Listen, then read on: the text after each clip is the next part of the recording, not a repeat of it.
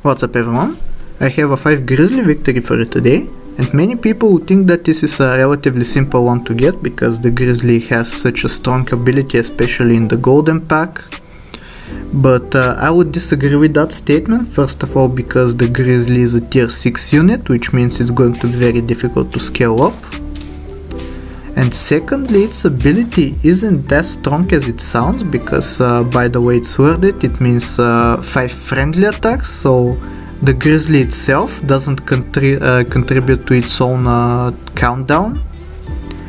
Which means that most of the Grizzlies on the team aren't going to be triggering their abilities unless at least one of them is strong enough to survive a hit. Which is very unfortunate. It's like the wildebeest situation where you have 5 stat stick units unless you invest heavily into the stat line of the Grizzlies. But I made it work somehow, and I think this was because this was recording during the first month of the Golden Pack's release. You can see many of the units have different abilities to what they are nowadays, like this flycatcher that I picked up, it's only a 2-3 stat line and it's dealing 2 damage in stamps as opposed to the 3 it's doing nowadays. But what that also means is that many of the opponents aren't familiar with the pack yet, don't know the meta fully. And I was exploiting that in this run. You can see that even I made quite a bit of misplays just because I'm not familiar with how to play this properly. What I do know is that I need to survive with as many lives as possible going into turn 11, so that I may start finding the Grizzlies as soon as possible, and I also will need a Bird of Paradise or a Blue-Ringed Octopus in order to scale them up. I will want for all of them to be relatively decently statted just because if multiple of them can survive hits, that means that multiple of the Grizzlies are going to get to trigger their abilities, which is going to be very nice. It's going to be a shower of, of stones for the opponent, which is always nice to see.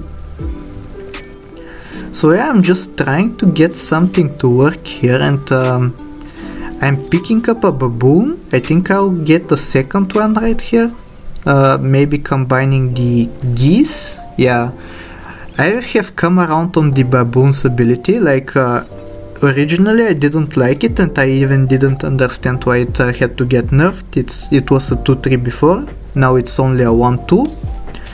But if you're trying to not lose any lives, it's very useful because it always provides buffs. And yeah, you can basically get ahead in front of the competition just when you're using the baboons. It's kind of temporary, this scaling, just because most of the units that you're going to be scaling up, you're going to be selling later on. But for the purposes of this run, that isn't really all that important because I'm just trying to survive as best as I can. And thankfully I'm getting some opponents that are quite weak. You can see that this opponent wanted to have a lizard tail with the flying fish combo. Back then the flying fish had infinite triggers, I believe, and it also had a better stat line. Thankfully I managed to defeat them, and now on turn 7 I'm leveling up into a wolf, which is going to be very useful. I think a wolf is a very underrated unit. I like it quite a bit. I even use it in my custom packs. You can do some very fun stuff with it, like it has excellent synergy with the German Shepherd. They're both doggos, which is a bonus. They're both such good boys. Also, I think you can do an infinite goat trick with the wolf as well, but I haven't really delved that much into it. For now I'm just going to focus on this run and not talk about customs all that much, but you can see that even with Royal Flycatcher on the enemy team, the wolf does excellently. And with the synergy with the Secretary Bird,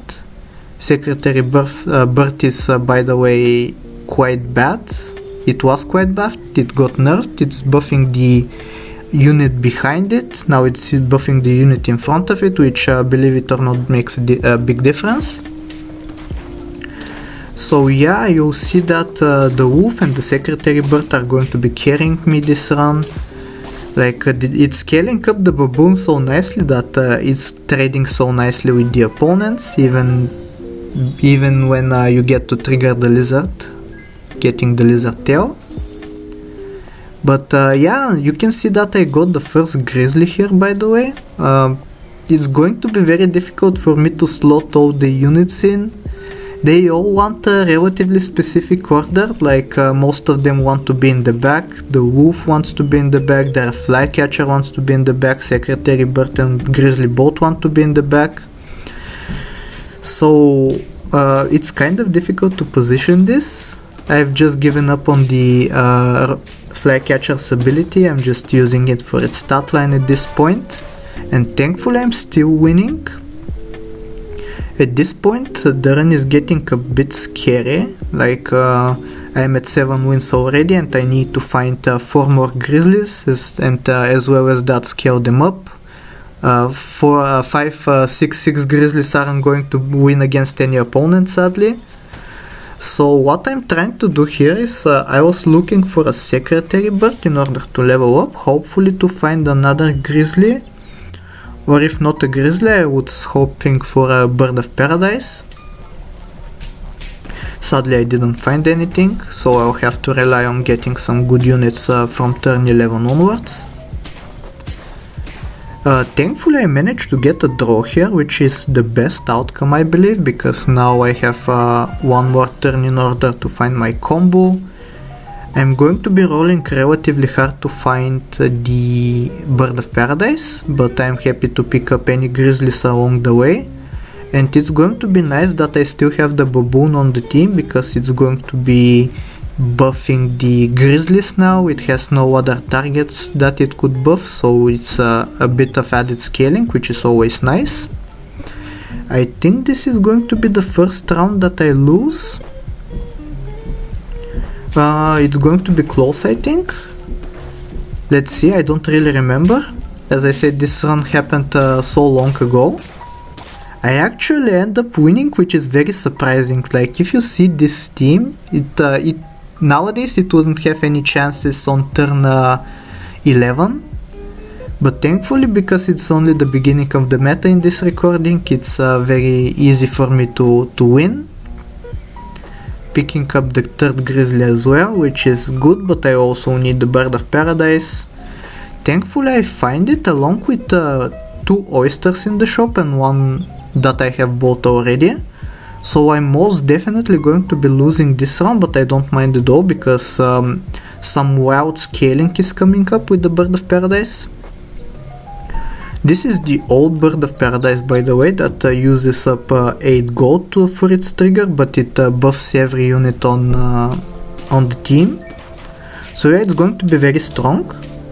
And surprisingly, actually, I almost drew that round, because the grizzlies are so strong.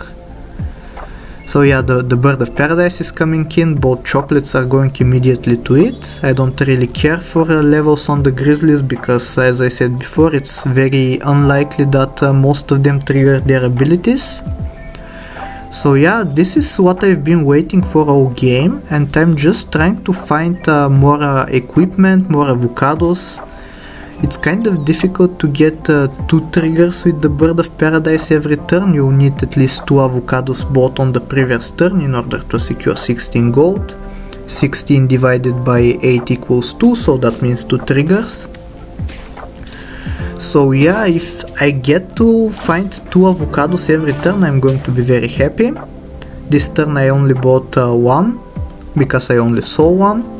This time though I find 2, which is very nice, and hopefully I even manage to find some more oysters until I have the slot open.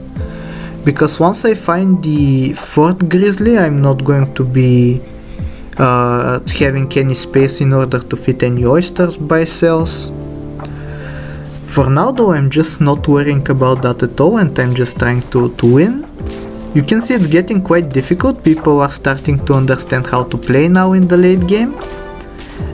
Sadly, the grizzlies didn't get to trigger their abilities twice, so that's kind of unfortunate.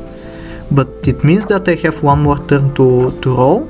I find the 4th Grizzly finally and a pita bread for one of the stronger Grizzlies, which is very good. I was thinking about the pita bread and I ended up taking it just because now the Grizzly is a 10-10. Like, if a unit has less than 8 HP, I usually kind of debate if I should take the pita bread, just because, like you can see, this team has so many tomatoes, which means that most of the time a unit in the back with 8 or less HP is just going to get sniped off. So even a potato might be a good get for a backline unit, just to absorb some more snipes. You can see I think here about the pita bread, but I think I ultimately changed my mind. Yeah, I unfreeze it, and now I'm just looking for the 5th Grizzly. I'm going to get at least one more turn of Bird of Paradise triggers. Sadly, I didn't find the 5th Grizzly, so I'm just hoping that I lose or draw. And thankfully I match up against this insane team that has almost all 50-50 units apart from the Bird of Paradise, which for once I'm not going to complain about. But here thankfully I find both a Grizzly and an Oyster, and I think a little bit of a misplay. I should buy the pretzel, but instead I waste all my gold rolling for something, I don't know what for, maybe a potato. But I think pretzel would have been better, and I end up on the perfect amount of gold that I can sell the Bird of Paradise. I can sell the Oyster, then I can sell the Blue Ringed Octopus, and I have just the right amount of gold to buy the final Grizzly. And yeah, this is going to be the final team. I hope you enjoyed this video. If you did, like, sub, do all the generic stuff, leave a nice comment, and I'll talk to you next time. Take care.